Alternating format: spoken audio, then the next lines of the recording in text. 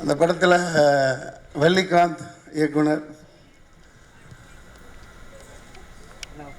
அவர் ஒரு டேக்குக்கு 2 டேக் எடுப்பாங்க, 3 டேக் எடுப்பாங்க, 40 டேக் எடுக்கிறாருங்க மனுஷன். அவரும் இவ்வளோ பெரிய கண்ணை வச்சுக்கிட்டு சார் ஒன்மோர் சார் ஒன்றுமே முடியல எப்பா. அதாவது நம்ம நடிக்கன்னு வந்துட்டோம். முதல் நாள் பார்த்தேன், 2வது நாள் நான் ரெடி ஆகிட்டேன். ஓகே, நல்லா டிஃபனெல்லாம் ஹெவியாக சாப்பிட்டு நான் ரெடி. நீங்கள் 40 டேக் எடுத்தாலும் 50 டேக் எடுத்தாலும் நம்ம இந்த தேட்டரில் இருந்து எல்ஐசி பில்டிங் எவ்வளோ தூரம் இருக்கும், அதை விட நீளமான ரோடு, கிளை ரோடெல்லாம் இருக்குது. வாங்க சார், நடந்து வரணும். அதை 40 தடவை எடுக்கிறாரு. விவேகானந்தன் கேமராமேனே வெறுத்து போயிட்டார். அவருக்கு ஓகே. என்னடான்னு கேட்டால் அந்த போன இதில் ஒரு நாய் ஒன்று ஓடிச்சு சார். அட்மாஸ்பியருக்கெல்லாம் 40 டேக். அட்மாஸ்பியருக்கு அந்த நாய் வந்தால் நல்லா இருக்கும் அப்படின்ட்டு அசிஸ்டன்ட் டைரக்டர் அடுத்து எங்கெங்கேயோ தேடி போய் ஏதோ ஒரு தெருவில் உட்காந்து அந்த நாயை கல்லடிச்சு விரட்டி விட்டு மறுபடியும் அதை வரவழைச்சு மறுபடியும் இது எதுக்குங்க சார் இன்னொரு டேக் சார் ஒன் மோர். நீங்கள் பாருங்க சார், அந்த நாய் டப்பிங்க்கும் கூட்டு வருவார். நீயே தான் வந்து குலைக்கணும், எனக்கு கண்டினியூட்டி முக்கியம் கூட்டு. டப்பிங் அதை விட மோசம். இதில் ஏன்னு ஒன்று சொல்லியிருக்கேன்ல, அது 29 டேக்கு. ஃபோனில் ஏய் அது 29 டேக்கு டப்பிங்கில். அப்பா முடியாது, அவரை திருப்திப்படுத்தவே முடியாது. ஆர்கே செல்வமணி ஏமாத்திடலாம், டப்பிங்கில் சொன்னாங்க. ரவிக்குமார் ஏமாத்திடலாம். டப்பிங்கில் சொன்னாங்க மன்சூர் சார் பெட்ஷீட்டு பாயில் அங்கே தான் கிடக்குண்டு. அப்புறம் கேளுங்க, இப்போ இந்த டேக் எதுக்கு அப்படின்னு கேட்டால், சார் அதில் ஒரு புண்ணாக்கு வந்துட்டு ஒருத்தன் போனான் சைக்கிளில், அவனை போய் பிடிச்சி ஏன்னா நம்ம அங்கேயே நிற்போம், அவன் நிற்க மாட்டான்ல.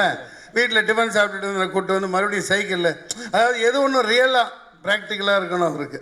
அது வரைக்கும் திருப்தியே படம் ரியலாக வேணும். நல்ல வேலை இந்த படத்தில் ரேப் சீன் இல்லை உங்களுக்கு. அது இது நல்லா இருக்கு. இதுக்கு அப்புறம் வரேன், அங்கேயும் வரேன். கல்யாணம் ஆச்சா சார்னு கேட்டேன், இன்னும் ஆகலைன்னு. அதனால ஃபர்ஸ்ட் நைட்டில் செத்தாவன். எத்தனை ஒன்மோர் கேட்க போகிறீங்களோ தெரியல. எப்பா திருப்தி ஆக மாட்டேங்கிறாருப்பா. என்னதான் நடிப்பை புழிஞ்சாலும் சார் இது ரொம்ப நல்லா இருக்குது சார், சூப்பராக ஒரு ஒன்மோர் பண்ணால் இன்னும் கொஞ்சம் நல்லா இருக்கும். அதனால அப்புறம் நீங்கள் சொன்னீங்களே யார் எனக்கு ஜோடின்னு கேட்டேன். கோவை சரலாமா நாங்கள். ஆஹா, அப்படியே ரொம்ப என்ன ஒரு 25 வருஷத்துக்கு முன்னாடி சொல்லியிருந்தா நல்லா இருந்திருக்கும். இப்ப இதுக்கே அப்படியே ஆகா ஆகா அடாடா அப்படின்றீங்க. 25 வருஷம் வட கூட விடப்பா, அடிக்கத்தான் வைக்கிறாங்க தவிர நடிச்சிருப்போன்னு சொல்ல வர்றேன். ஆமாம் மேடம் இங்கே வரல. ஆமாம், அது என்னடான்னா புருஷன் என்ன தொட மாட்டேங்கிறாங்க. ஆட்டோக்காரெல்லாம் அக்கா வாக்கா உட்காருக்கான்னு என் பொண்டாட்டியை கையை பிடிச்சி இழுத்துப்பாங்க. அந்த டாக்டர் அந்த ஆஸ்பத்திரியில் அந்த சீன் இருக்கா, கையை பிடிக்கிறேன் என் பொண்டாட்டி கையை. அப்போ நான் எதுக்கடா இருக்கேன் அப்படின்ட்டு அதுக்கே நேரம் சரியாக போச்சு. நடிக்க முடியவே இல்லை. இன்னும் ஏதோ பண்ணேன். இந்த மாதிரி நிறைய திருச்சியிலையும் சரி இங்கே அங்கங்கே லொக்கேஷனில் ரொம்ப அனுபவிச்சு எடுத்தாங்க. பாண்டியராஜ் அவர் பட்டறையிலேருந்து நிறைய நடிகர்கள் உருவாகி இருக்காங்க. இந்த வள்ளிகாந்த் மிகப்பெரிய வெற்றி அடைவார். இந்த படம் உண்மையிலேயே செமையாக தான் இருக்குது. என்ன நம்ம நாட்டு நிலவரம் தான் நினச்சி பார்த்தா மோசமாக இருக்குது. ஆமாம், எதிர்பார்த்து காசு இல்லை, மழை பெய்ய மாட்டேங்குது, ஆறெல்லாம் வறண்டு கிடக்குது, விவசாயிங்க துணி இல்லாமல் ஓடிக்கிட்டு இருக்காங்க. நெடுவாசல் அவரும் பாண்டியராஜும் இத்தனை சென்ட்ரல் கவர்மெண்ட் அவார்டெல்லாம் வாங்கினார். இந்த படத்துக்கும் அவார்டெல்லாம் கிடைக்கும். ஆனால் என்னடா இது, ஆனால் ஒரு மண்ணின் மைந்தர், எதுக்கும் பயப்படுறவரெலாம் கிடையாது. உதாரணத்துக்கு யானையெல்லாம் முன்னாடியெல்லாம் பார்க்குறோன்னா நான் குழந்தைகளை கூட்டிகிட்டு இந்த ஜெமினி சர்க்கஸ் அந்த மாதிரி கூப்பிட்டு போவேன், அல்லது இந்த ட்ரிப்ளிகேனா அங்கே இங்கே கோயிலில் இருக்கும். இப்போ அவங்களே குழந்தைய கூட்டிகிட்டு வாடா மனுஷனுங்களை பார்க்கலான்னு யானைகள்லாம் வீட்டுக்கு வந்துடுச்சு. அங்கங்கே ஆசிரமம் நடத்துகிறான், அதை பண்ணுறான், இதை இடமே இல்லாமல் இருக்கா. யானையெல்லாம் வந்து ஊருக்குள்ளே வந்துடுச்சு. இந்த மனுஷனை காட்டிட்டு போகலாம் வா அப்படின்னு சாப்பிட்டு போகலாம்.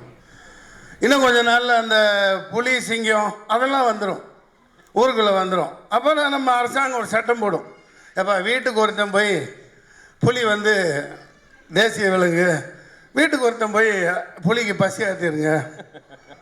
நாளைக்கு சட்டம் போட்டாலும் போடுவாங்க, ஒன்றும் சொல்ல முடியாது.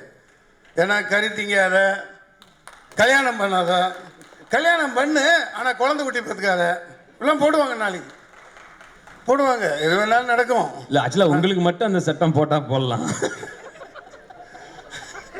உங்களை மாதிரி 4-5 பேர் இருக்காங்க, அப்பப்போ பேட்டியில் கொண்டாந்து உட்கார வச்சிடுறாங்க.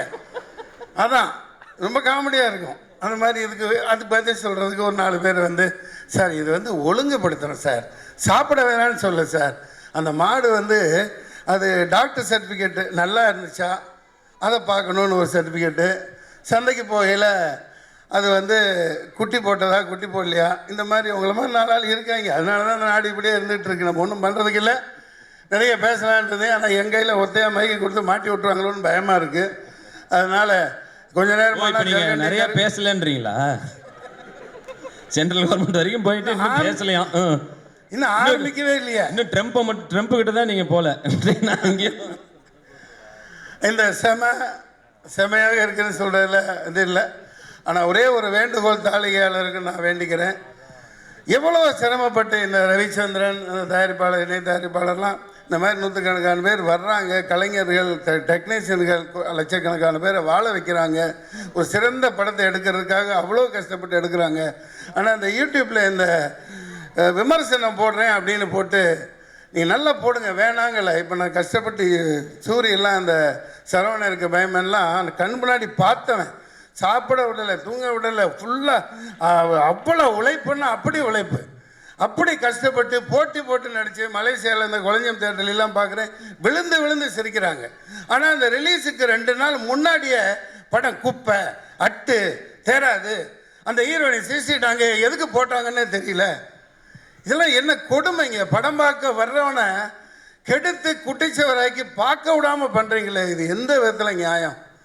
இதுக்கு தயவு செய்து அந்த யூடியூப்ல போடுறவங்க தயவு செய்து யோசிங்க சார். இன்னொருத்தர் இருக்கிறார் சார், என்ன மாதிரி தான் இல்லைங்க, கேளுங்க, என்ன மாதிரி சட்டப்பட்டிருப்பார். அவர் சொல்லியிருந்தார் ஒரு விமர்சனத்துல, என்ன இந்த படத்துல ஹெலிகாப்டர் ஷாட்டே இல்லையே அப்படின்னாரு. இதுக்கெல்லாம் நம்ம எப்படி போய் கேட்க முடியும்? ஹெலிகாப்டர் அந்த படத்துல எதுக்கு போட்டாங்கன்னு தெரியல. நான் இது மேடையா இருக்கு, மைக்கு கையில் இருக்கு, இல்லாட்டி வேற மாதிரி பேசிடுவேன்.